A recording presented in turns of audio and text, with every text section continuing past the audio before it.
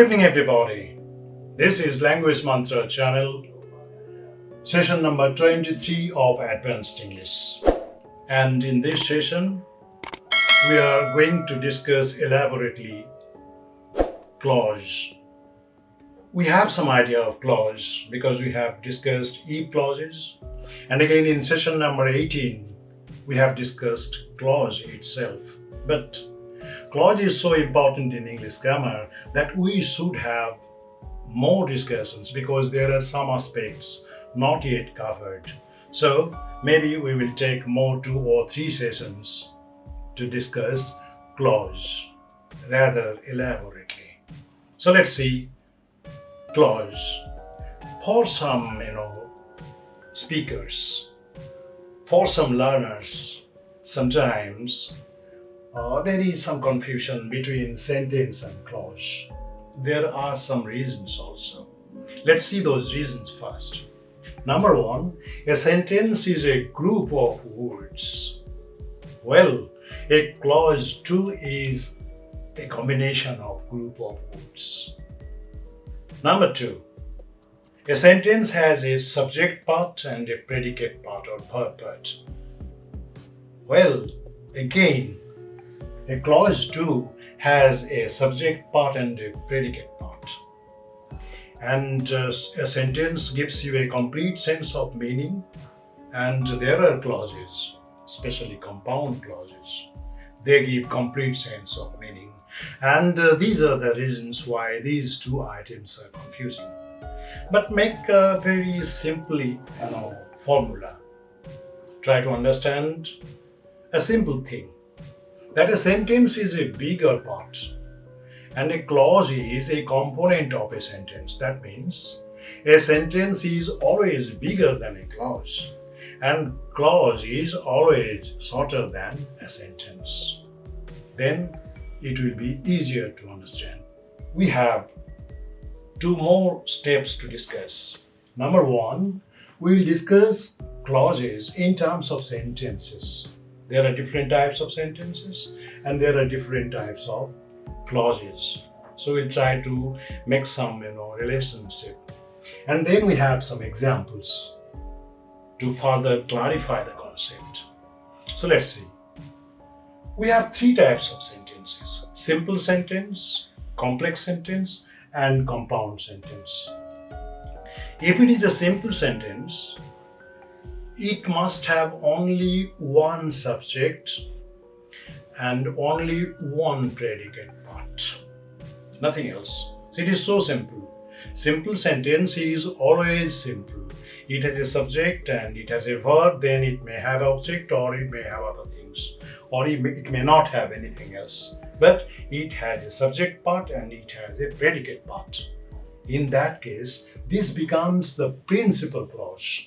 Or say it's an independent clause because this clause does not depend on anything else and it does not support anything else. This is so simple. A simple sentence is really very simple. It has nothing to do with any other thing. So it is independent clause, always. A simple sentence is always an independent clause or say the principal clause. Whereas a complex sentence, a little bit complex, more than a simple sentence. Simple sentence is there, but there is something else also. That is, there is a subordinate clause. We know that a clause has a subject part and a verb part, but subordinate because this part, subordinate clause, does not exist on its own. It has to get some support from the principal clause. So subordinate clause is dependent clause. Without the support of the principal clause, this subordinate clause does not give a good sense of meaning, but part sense of meaning is possible. And then we have compound sentence. In that case, there are 2 clauses and both the clauses are independent clauses like simple clauses. Means there are two simple clauses, but these two simple clauses are joined by a coordinating conjunction like and, or, unless, etc. So you have three types of sentence: simple sentence, complex sentence, and compound sentence. And you have three types of clauses also: principal clause, that is very much related to this one, simple sentence. Then we have subordinate or dependent clause, that is very much associated with complex sentence. And then we have coordinate clause, that is very much associated with compound sentence. I think this much is clear. Now let's see these sentences and further clarify the idea. First sentence: I sing a song. I, it's a subject. Sing is a verb. A song is an object. No help from outside is required. We know the meaning. I sing a song. This is a complete sentence. Neither does it help other clause, nor does it take any help from outside. So it's independent clause, and this is a simple sentence. Now, this is like a woman. Why woman? I'll come to the next part and I'll make it clear. Now come to the second part, that is, I am reading a poem which is difficult. There are two parts, clear two parts. Number one, I am reading a poem, this part, and which is difficult, another part. And in fact, there are two subjects and two verb parts. I am reading, then we have poem, that is object. So subject and verb part is there. Then which, this serves as a subject and is verb. Then there is an adjective, difficult. So this sentence is a complex sentence and it has a principal clause.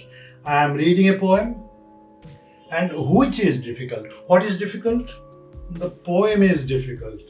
So in place of poem, I am using this word which and somehow make them one sentence. You can make it two sentences also. I am reading a poem, full stop. The poem is difficult, full stop.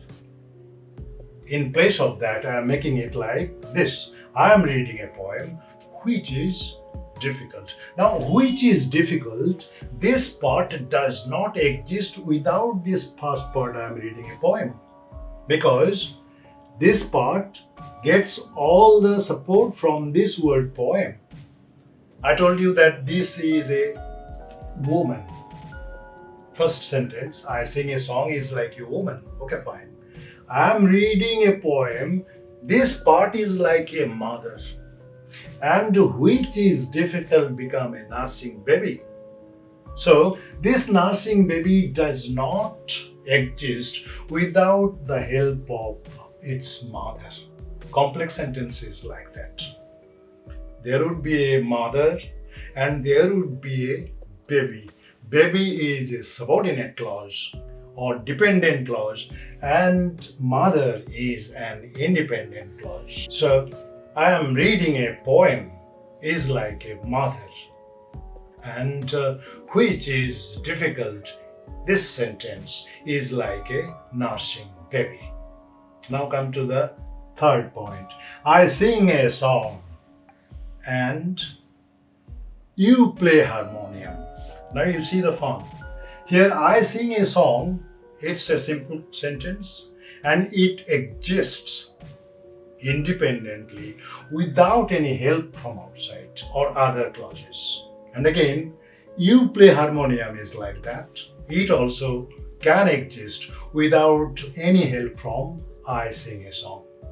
But a conjunction that is called coordinating conjunction and joins them together. They are separately, viable, and they are viable together also. Then this young lady becomes mother, and now this becomes an old mother, and this part becomes a young boy or a young man. So you see, now mother and son living together, they can live without any help from other, but it is better to live together. That's why this is called compound sentence. Two independent items coming together and living together. Here two sentences are put together. They give some extra meaning. Son and mother living together as a family. So this is coordinating and. So this is possible when there are two sentences, independent sentences, simple sentences put together.